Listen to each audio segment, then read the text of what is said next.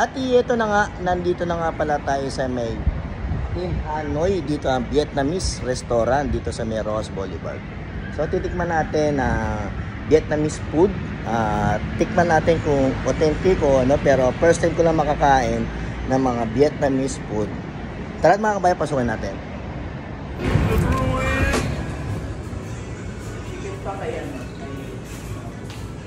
Restaurant niya, akala mo talaga nasa Vietnam ka.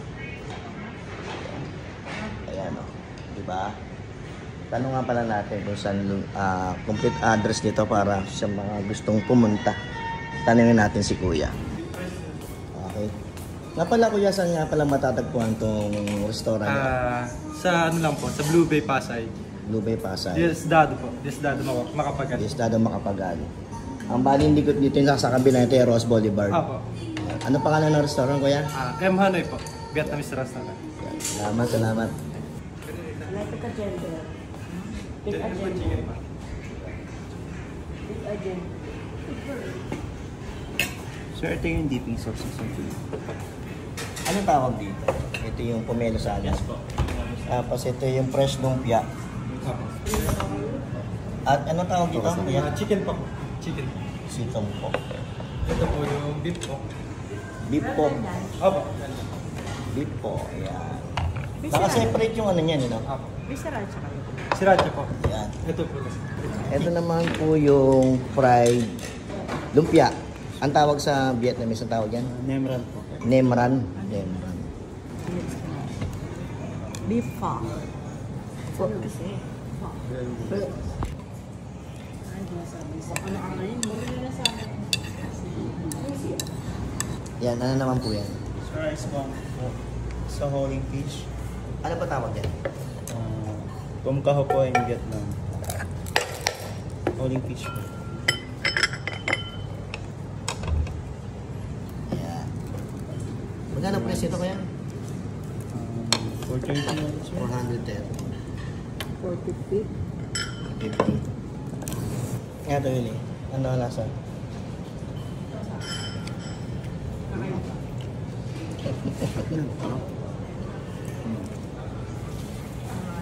Nay, ano?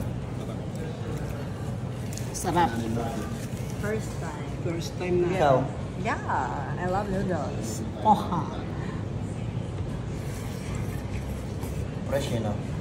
Di baling mahal, masarap. Ano na? Di baling mahal, masarap. Deep rice noodles po. Ano po tawag yan? Bunbuwe. Buwe. Yan. Ito yung medyo spicy na, no? Beef din ang halo niyan, di ba? Opo. And meron po siyang pork cinnamon and blood duck. Blood, ano? Blood duck. Blood. Dugo. Yan. Magkano price ito kaya? Same lang po siya ng Magkano yan? 310. Eh, 320 po. 320. Fresh na fresh yung ano. Kasi halo natin yan. At tara, tikman na natin to. Tingin order natin. Yan. Kaya na nasabi na kung anong pangalan ito, hindi ko na maalala. Ang gawin nata, itong gulay na to, ilalagay dito sa noodles. Tama ba? Tsaka yung order natin ay beef, tapos meron siyang blood duck. Pasintabi sa mga iglesia. May dugo. Ayan. Tingnan muna natin yung sabaw. Wala tayong nahalo.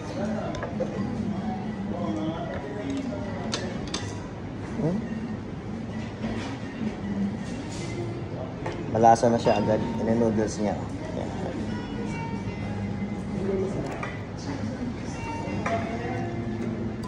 Okay yung noodles. Parang gawa talaga nila. Lagyan na natin itong gulay. Sama-sama na natin. Bango. May parang ano pa, oh. 5 finger. Tapos may particular na chili garlic. Lagyan pa natin konti, pero may anghang na siya. First time namin makakain dito. Lagyan natin yung blood duck. Tapos sausaw natin sa chili.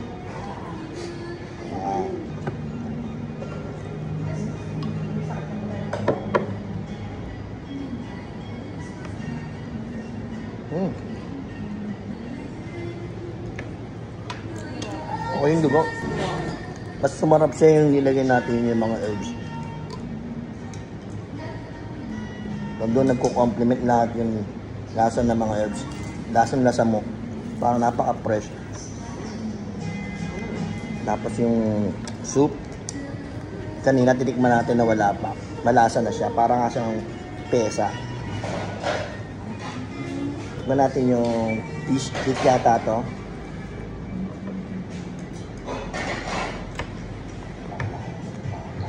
Tama. May kunat.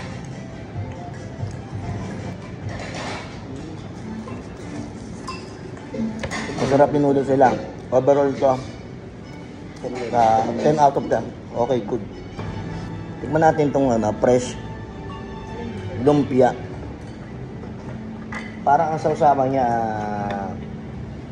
peanut, parang ganon. Ito siya, oh. Peanut sauce.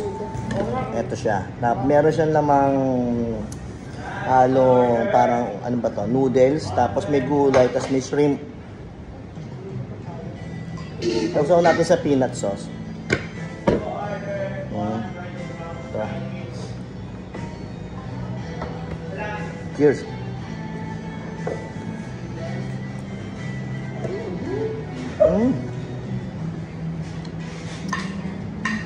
Nipid, oh.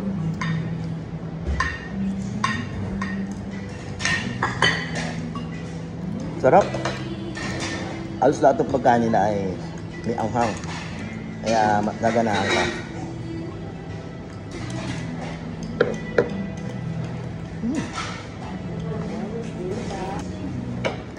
Very good.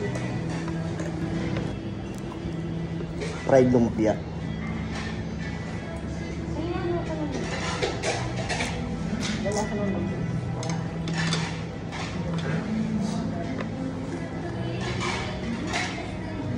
Okay siya, kaso napaka-power ko na nasa niya. Medyo salty konti. Hindi sa sauce, hindi sa suka nanggagaling yung alat mo. Mismo doon sa may lumpia. Siguro kung medyo tatabang konti, mas very good yun. 7 out of 10 yan sa akin, yung fried lumpia. Next natin yung pomelo salad na may halo siyang shrimp, then may garlic, and then siyempre pomelo. Salad to, salad. Tignan natin. Pomelo muna. So ito, meron din halong pork, then shrimp. Okay na nga. Napaka-fresh ng pomelo. Sarap. 10 out of 10. Ito naman, cream dory fish na hindi ko alam anong tawag dito. Tatikman na natin yung mismo yung fish. Tignan natin, ha. Lagyan na natin sa plate natin. Then kuha tayo ng gulay.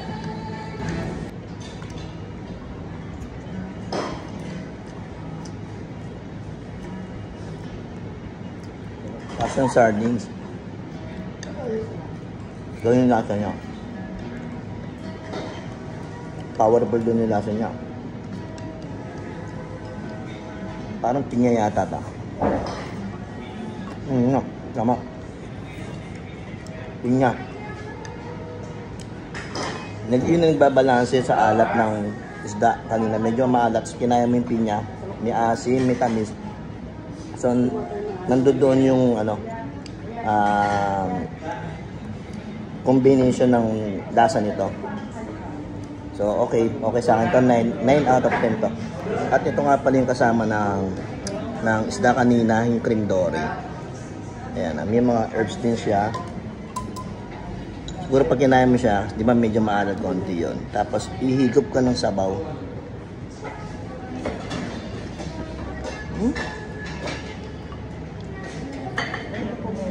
Sarap.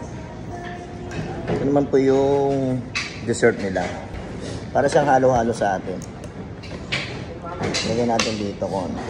Tigiman natin. Kasi lalagyan yata ng ice. Meron siyang go. May sago. May jelly. Tapos may creamy sauce. Meron siyang konti ano. Para sa atin halo-halo. Natin.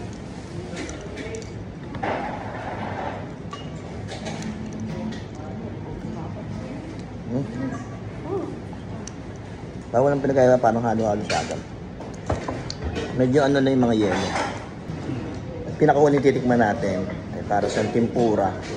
Tapos meron siyang parang ketchup. Natin.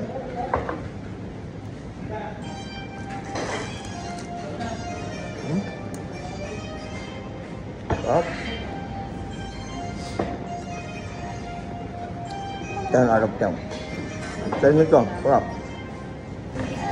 Pag po tayo dito, tip ko lang sa inyo. Huwag na kayo mag-rice. Sa noodles pala mabubusog na kayo.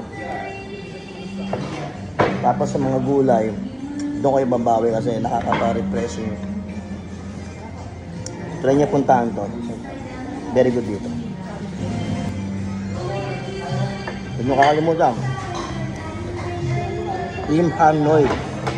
Team Hanoi. Puntahan nyo to. Okay mga kabayaw, kasi muli. Paalam.